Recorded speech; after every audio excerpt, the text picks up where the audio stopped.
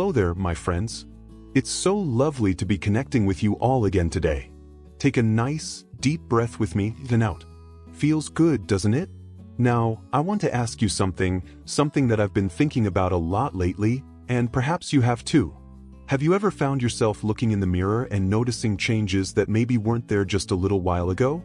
Or perhaps you felt a twinge in your knee that reminds you it's been around for a good few decades now. Maybe it's just a little harder to recall a name sometimes, or perhaps that get up and go spirit feels like it needs a little more coaxing these days. If any of this resonates with you, please know you're absolutely not alone. We're all on this incredible journey of life, and as the seasons change, so do we.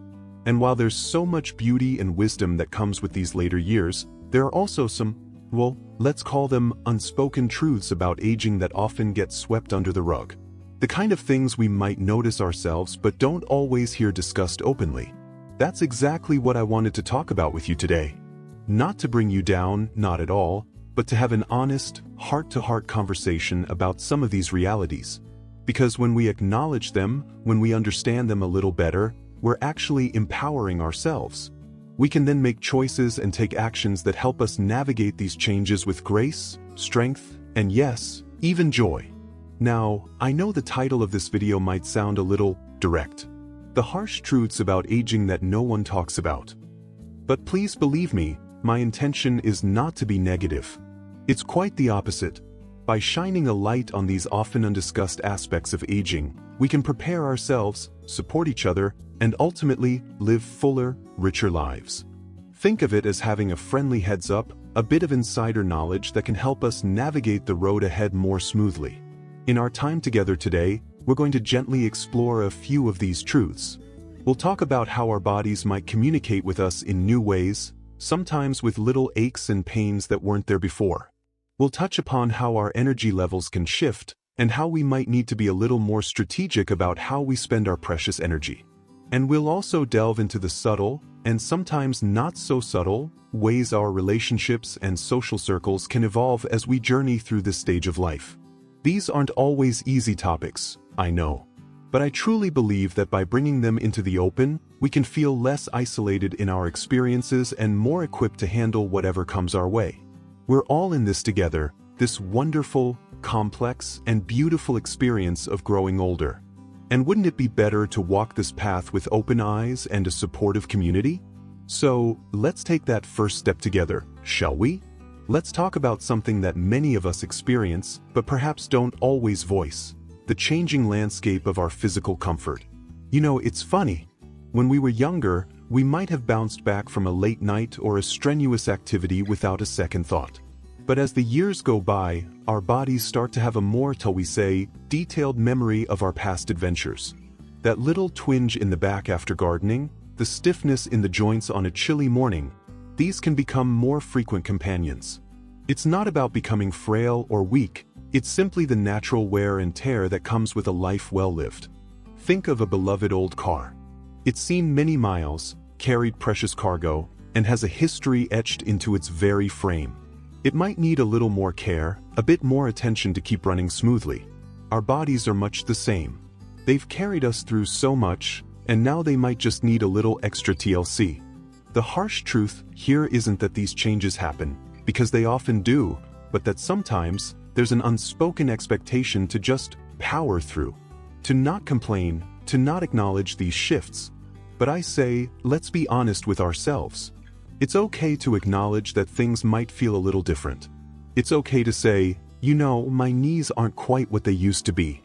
In fact, acknowledging it is the first step towards finding ways to manage it, whether it's through gentle exercise, mindful movement, or simply giving ourselves permission to rest when we need to. And it's not just about aches and pains. Our senses can also change subtly over time. Our eyesight might not be as sharp as it once was, making it a little harder to read those small print labels. Our hearing might become a little less sensitive to higher frequencies, which can sometimes make it challenging in crowded environments. These are natural shifts, but they can sometimes feel a bit isolating if we don't talk about them. It's important to know that there are so many wonderful aids and strategies available to help us navigate these changes, from reading glasses to hearing devices and simple communication techniques. Now, let's gently move on to another area that can sometimes feel like an unspoken truth: the ebb and flow of our energy levels. Remember those days when you could seemingly go nonstop? From morning till night, tackling tasks, enjoying hobbies, and still having energy left over? Well, for many of us, that boundless energy can gradually become a more precious resource. It's not that we're less capable or less enthusiastic about life. It's simply that our bodies might operate on a slightly different rhythm. The harsh truth here is that sometimes we might feel a pressure, either internal or external, to maintain the same pace and level of activity as we did in our younger years.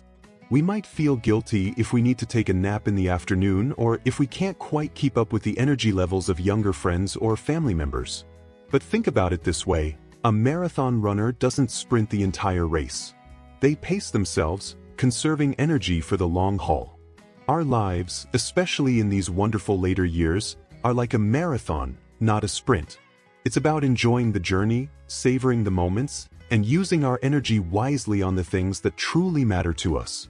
This might mean prioritizing activities that bring us joy and fulfillment, and perhaps letting go of some of the obligations that drain our energy without adding much value to our lives. It might also mean learning to listen to our bodies, recognizing when we need to rest and recharge without feeling guilty about it.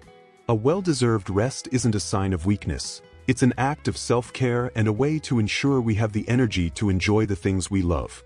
And it's not just about physical energy. Our mental and emotional energy also need our attention. Navigating the complexities of life, dealing with changes, and processing new information can sometimes be more tiring than it used to be. Giving ourselves time and space for quiet reflection, engaging in activities that nourish our minds and souls, and connecting with supportive people can make a world of difference in maintaining our overall energy and well-being. So, we've gently touched upon the changing ways our bodies might feel and the shifts in our energy levels. Now, let's navigate into another area that often undergoes a significant transformation as we age, and that's the landscape of our relationships and social connections. Think back to your younger years. Perhaps your social life was a whirlwind of work colleagues, raising a family, community involvement, and a large circle of friends. Life often felt busy, sometimes overwhelmingly so, with countless interactions and connections. As we move through our 60s, 70s, and beyond, this social landscape can sometimes look quite different, and that's a truth we don't always openly discuss. The harsh truth here isn't that we necessarily lose all our connections, although that can sadly happen for some. Rather, it's that the nature and intensity of our relationships can evolve, sometimes in ways we don't fully anticipate or prepare for. Children grow up and move away, pursuing their own lives and building their own families. Close friends might relocate, experience health challenges, or sadly, pass away. Work colleagues, who once formed a significant part of our daily interactions, become less present in retirement. This shift can sometimes lead to feelings of loneliness or isolation, even if we are surrounded by loved ones. The rhythm of our social interactions changes, and we might find ourselves with more time alone than we're accustomed to. It's not uncommon to feel a sense of loss or a void where there once was a bustling social life. Now, it's crucial to understand that this evolution of our social circles isn't necessarily a negative thing. It can also be an opportunity for deeper, more meaningful connections and a chance to focus on the relationships that truly nourish us. However, the unspoken part is that this transition requires conscious effort and intention. It doesn't always happen automatically. We might need to be more proactive in reaching out to friends and family, even when it feels like everyone else is busy. We might need to explore new avenues for social connection, perhaps through community groups, hobbies, volunteering, or online communities. It's about recognizing that the way we maintain our social well-being might need a bit of a reevaluation and a fresh approach. And let's also touch upon the quality of our relationships. As we age, we might find ourselves valuing different qualities in our connections. Perhaps depth and understanding become more important than a large social network. We might gravitate towards people who share our values, offer genuine support, and bring positivity into our lives. It's okay if some relationships naturally drift apart. It's part of life's journey. The key is to nurture the connections that truly matter and to be open to forming new ones. Another aspect of this social shift that sometimes goes unsaid is the potential for feeling like a burden. As our abilities change, we might worry about relying too much on our loved ones for support. This can be a difficult and delicate balance to navigate. It's important to have open and honest conversations with our families about our needs and how we can best support each other. Remember, asking for help is a sign of strength, not weakness, and our loved ones often want to be there for us. Now, let's gently turn our attention to another area that can bring about some unspoken truths as we age: the way we perceive ourselves and our place in the world. For many years, our identities might have been closely tied to our careers, our roles as parents, or our various achievements. As we transition into retirement and our children become more independent, these roles can shift, and we might find ourselves asking, "Who am I now?" This can be a profound and sometimes unsettling question. The harsh truth here is that society doesn't always offer a clear and celebrated role for older adults. We might feel a sense of invisibility or a feeling that our contributions are less valued than they once were. The constant emphasis on youth and productivity in our culture can sometimes make it challenging to embrace the aging process with a strong sense of purpose and self-worth. But I want to tell you something very important. Your value as a human being doesn't diminish with age. Your experiences, your wisdom, and the unique perspective you've gained over the years are incredibly precious. This stage of life can be a time for rediscovery, for exploring new passions, and for redefining what fulfillment means to you. It might mean shifting your focus from external achievements to internal growth. It could involve learning a new skill, pursuing a long-forgotten hobby, or dedicating your time to causes you care about. It's about finding new ways to engage with the world and to continue to learn and grow. And let's also acknowledge that our relationship with our own bodies can evolve. We might notice more wrinkles, more gray hairs, and changes in our physical appearance. The harsh truth is that sometimes there can be societal pressure to resist these natural changes, to strive for an unrealistic ideal of youthfulness. But I encourage you to embrace the beauty of aging, the story that your body tells. Each line, each mark is a testament to a life lived, to laughter shared, and challenges overcome. Cultivating self-compassion and acceptance is so important during this time.